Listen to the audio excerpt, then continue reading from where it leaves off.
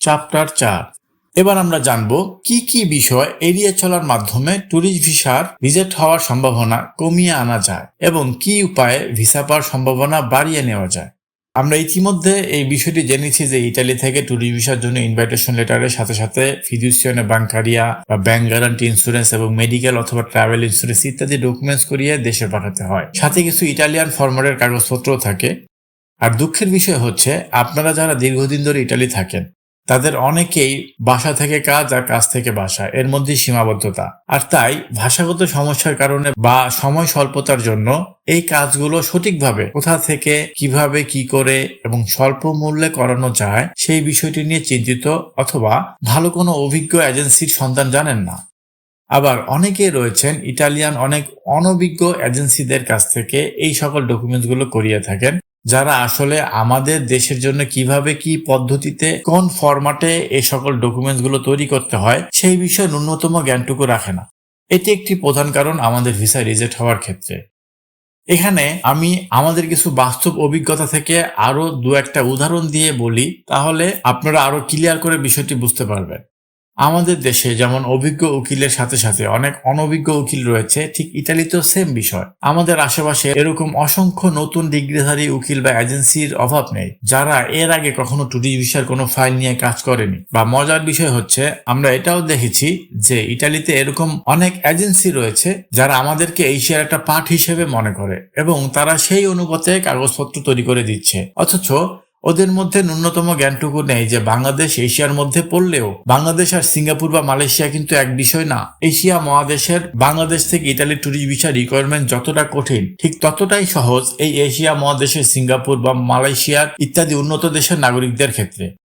আবার ধরুন ইতালিতে আইনগতভাবে কোথাও নেই নিজের পার্সোনাল ডকুমেন্টস তথা রেসিডেন্স পারমিট অথবা অফিসিয়াল কোনো ডকুমেন্টস কালার ফটোকপি করে দেশে পাঠানোর, অথচ এই ইটালিয়ান দূতাবাস নিজেই বাংলাদেশে স্পষ্ট করে লিখে রাখে যে আপনার ডকুমেন্টস মাস্ট ইটালি থেকে কালার ফটোকপি করে ইটালিয়ান সরকারি অফিস থেকে সত্যায়িত করে তারপর বাংলাদেশে জমা দিতে হবে। কারণ এর জন্য কিন্তু আমরাই দায়ী, কেননা ওরা বাংলাদেশের সাথে কাজ করতে গিয়ে দেখতে পারে যে আমাদের দেশে কাগজপত্র জালিয়াতি করার দিক দিয়ে অন্যান্য দেশের তুলনায় শীর্ষে রয়েছে, আর এই বিষয়গুলো কিন্তু ইটালিতে ইটালিয়ানরা অবগত নয়।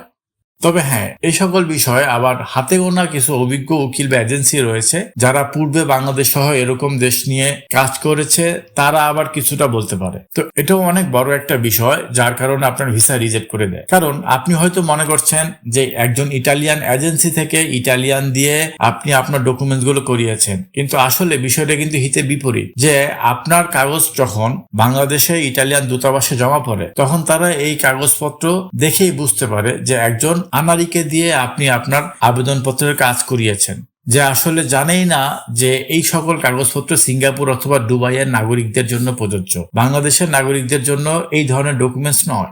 আবার আরেকটি কারণ রয়েছে, যেমন আমরা এটাও দেখেছি যে ইতালি থেকে আপনাকে যে আমন্ত্রণপত্র দিয়ে থাকে সেটা কিন্তু ইটালিয়ান ভাষায় লেখা হয় এবং ওই আমন্ত্রণ পত্রে ইটালিয়ান ভাষায় স্পষ্ট করে লেখা থাকে যে আপনি যাকে স্পন্সর করছেন তার সাথে আপনার সম্পর্ক কি, সে আপনার কাছে কয়দিনের জন্য আসবে, আসার পর কোথায় থাকবে, কবে নাগাদ ফেরত যাবে ইত্যাদি অনেক বিষয়।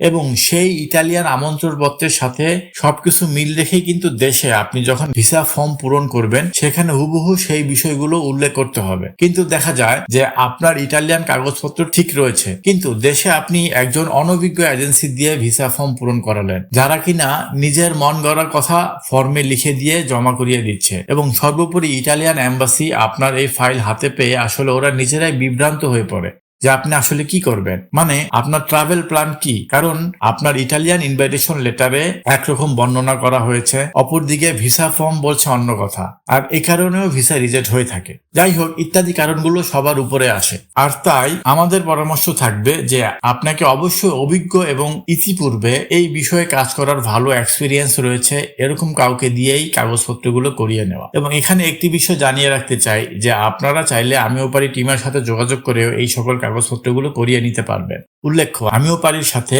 ইতালির সবচেয়ে নাম করা এই ধরনের ইন্স্যুরেন্স কোম্পানি এবং ব্যাংকের সাথে মিলে কাজ করার চুক্তি রয়েছে। তাই আপনি ইতালির যে কোনো প্রান্তে থাকেন না কেন, এমনকি যাদের ইতালিতে কেউ নেই তারাও বাংলাদেশ থেকে অথবা বিশ্বের যে কোনো প্রান্ত থেকে আমিও পারি টিমের মাধ্যমে সর্বশ্রেষ্ঠ মূল্যে এই ধরনের ব্যাংক গ্যারান্টি সংক্রান্ত কাগজপত্র সংগ্রহ করতে পারবেন। শুধু তাই নয়, কিভাবে আমন্ত্রণপত্র তৈরি করতে হয়, কি কি লাগবে ইত্যাদি সকল বিষয় আমিও পারি টিমের কাছে সকল ধরনের সাহায্য পেতে পারেন। এবং আরেকটি মজার বিষয় যে আমিও পারি টিম ইতালিয়ান অনেক নামকরা একটি সংগঠনের সাথে মিলে কাজ করছে, যেখানে ইতালির নানান অভিজ্ঞ উকিল সহ রয়েছে সকল ধরনের ইমিগ্রেশন রিলেটেড সাহায্য সহযোগিতা সংগ্রহশালা। এই ভিডিওটা আপনি দেখছেন মানে আপনি সত্যি সিরিয়াস ভাবে কিছু জানতে চান। আপনি কি জানেন আমিও পারিতে আগেই এমন কিছু লাইফ চেঞ্জিং ভিডিও প্রকাশ করা হয়েছে যেগুলো দেখার পর অসংখ্য মানুষ একটাই কথা বলেছেন, ইস যদি এগুলো আমরা আগে জানতাম। হয়তো আপনি নিজেও ঠিক তেমনই একটি